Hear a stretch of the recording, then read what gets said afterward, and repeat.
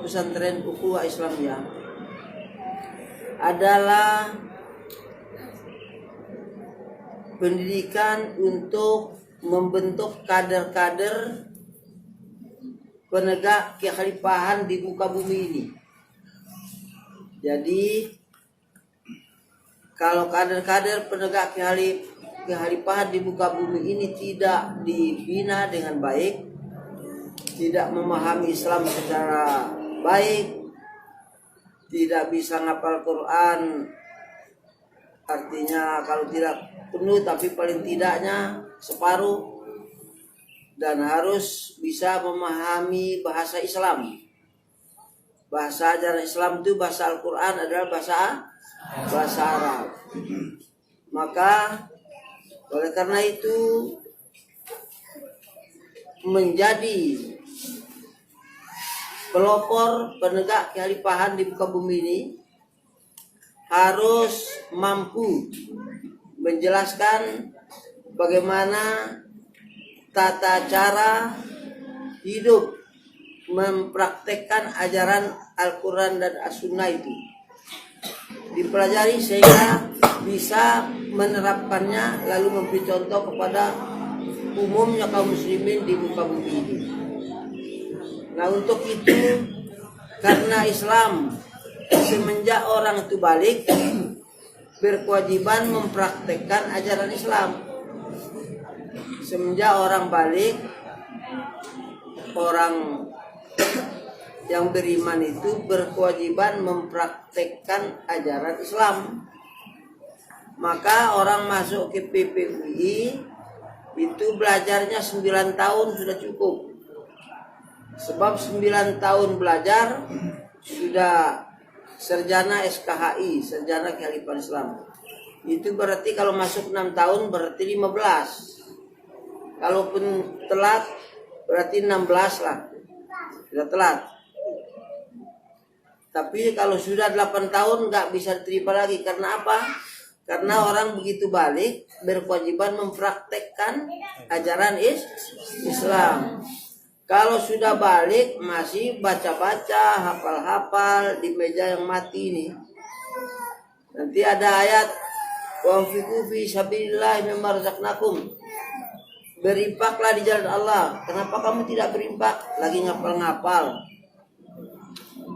Kalau sudah dewasa kok lagi ngapal-ngapal? Kan kalau sudah balik, sudah dewasa itu harus mempraktekkan Islam. Nanti kenapa tidak berbakti kepada orang tua? Namanya birrul walidain, lagi ngapal Quran. Wah, sudah telat.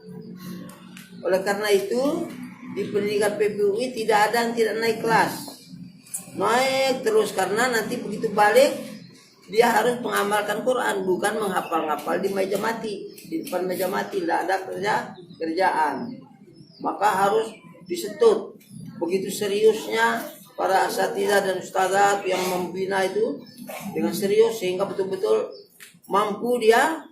Begitu orang sudah balik, ya hafal Quran. Nah gitu maksudnya gitu.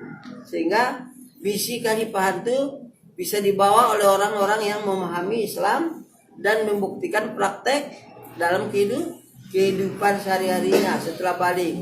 Bukan tetap diam di dalam pondok, tapi menyebar ke seluruh masyarakat. Nah, yang tetap di dalam pondok adalah orang yang mengajar.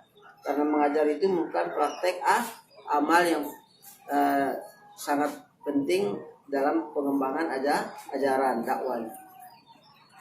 Terus kalau tidak hafal bagaimana? Ya, kalau tidak banyak hafal menurut ketentuan pendidikan, naik juga. Karena umurnya naik terus. Jadi dia naik dengan tidak hafal. Mestinya naik dengan hafal. Tapi ini apa boleh buat? Naik dengan tidak hafal tidak apa-apa. Yang penting umurnya begitu dewasa, dia harus membawa misi. Halo pemuda-pemuda Khilafatul Muslimin, semangat dakwahnya.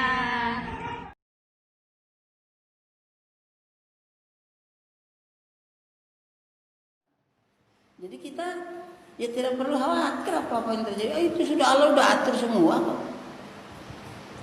Jadi tidak ada guna-gunanya dunia ini. Kalau mati masuk neraka, aduh apa gunanya? Cuma makan 3 piring, baju selapis istilah.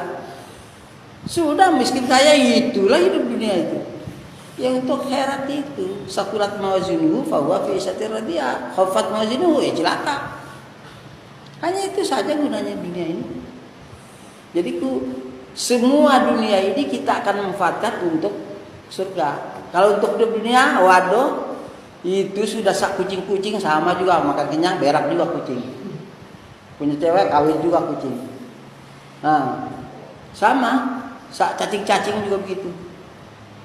Jadi harus taat kepada penciptanya yang membuatnya itu. Dan semua kejadian ini dengan orang yang ada di dalam alam semesta ini, itu semua ciptaan Allah, sak pohonnya, sak ulatnya. Jadi kalau dengan Islam, cacingnya mendapat rahmat, harimau juga dapat rahmat, orang kafir juga dapat tenang hidupnya. Bahkan sejarah di zaman Khalifah Umar itu, Roma setelah dikuasai, kita lebih senang dikuasai sama Muslim daripada sesama teman kita sendiri, kata. So dia pakai aturan temannya, yang satu tidak setuju, yang satu setuju, ribut. Dengan Khalifah Umar, dengan Islam tenang. Oh Anda ya bayar pajak saja seperti biasa menurut kemampuan, di daftar selesai, bebas, enak itu. Kalau negeri ini mau berpikir sejenak aja begitu, beres sudah itu, aman. Bhinneka Tunggal Ika dipertahankan dengan langsung akibatnya mengamankan seluruh orang yang ada, mau kafir dia mau beriman pun aman jadinya. Tapi kalau dengan aturan manusia ya seperti sekarang ini, narkoba aja lagi dihadapi, maling tambah banyak, rampok juga gitu, pembunuh juga jalan, penipu apalagi, tidak bisa diamankan. Zaharul fasadu fil bari wal bahri fakasabatin nas. Allah udah bilang. Nah berarti nanti barangkali dengan kenyataan-kenyataan ini nanti ada jalan tobatnya orang. Lahum yarjiun. Kalau kita tidak punya, ya rezeki itu sudah diatur Allah, tidak usah diusahakan. Mana mau datang itu air ke mulut ke bibir kita tidak bakal datang. Kalau kita nggak ada usaha. Nah usaha kita itu menurut kemungkinan, la yukallifullahu nafsan illa usaha. Kalau kita harus perang, ya kalau itu kemungkinannya perang. Kalau bukan itu kemungkinan, jangan cari perang, jangan. Kemungkinan yang ada itu kita lakukan. Nah, ini kan lagi licin-licin jalan nih, goyang-goyang, pintunya lagi geder-geder belum terbuka. Lagi gergor. Sekali dobrak terbuka, nah jangan sampai kita tidak punya pengorbanan. Kita harus siap juga, bukan terus tidak peduli, tidak bisa. Sebab yang mewakili Islam itu sebenarnya orang yang betul-betul tidak ada yang ditaati kecuali Allah. Itu orang la ilaha illallah itu dari zaman Nabi Adam. Jadi kalau orang Kristen mentaati kitabnya, walaupun tidak sempurna, jadilah. Tapi sudah bagus. Orang Islam mentaati kitabnya yang sempurna. Mana yang tidak ada kitab lain, di kitab sempurna itu kita cari. Sebab itu ajaran Allah, siapa yang bisa bantah? Kebijaksanaannya, keadilannya, kesempurnaannya, tidak ada yang bisa bantah. Ini yang harus kita terapkan kepikirannya umat Islam itu utama. Bahkan ke orang Kristen juga perlu dikasih itu nasihat itu. Karena sana ada tulisan kepada non-Muslim merdeka. Melaksanakan syiar kekhalifahan Islam dengan cara naik motor. Tadi jam 8 kita start di PPUI Borneo di Kota Tenggarong. Alhamdulillah sekarang sudah jam 4:50, kurang lebih jam 4:50. Kita sekarang di Lojanan, di Masjid Lojanan. Insyaallah mudah-mudahan syiar ini bisa mengundang perhatian kaum muslimin yang ada di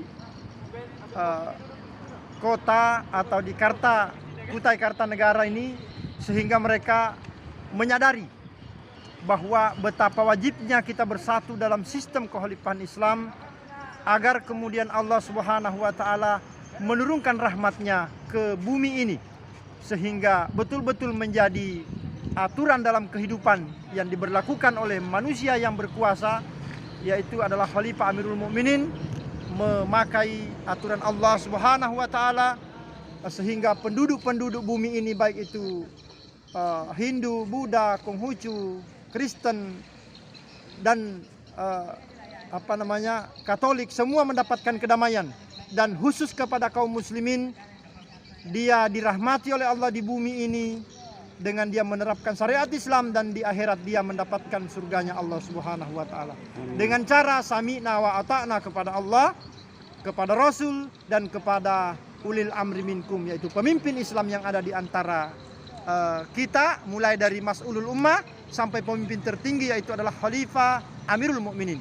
Insya Allah, mudah-mudahan dengan rahmat Allah kita akan mendapatkan surganya Allah Subhanahu wa taala, dan tidak ada lain yang kita harapkan dalam melaksanakan amru, baik itu amrullah, amru Rasul, perintah Allah, perintah Rasul, dan perintah Khalifah Amirul Mukminin. Tidak ada lain kecuali dalam rangka mengharap ridho Allah Subhanahu wa taala. Maka itulah saudaraku, mudah-mudahan ini adalah syiar kali yang pertama, dan insya Allah setiap bulan akan kita laksanakan.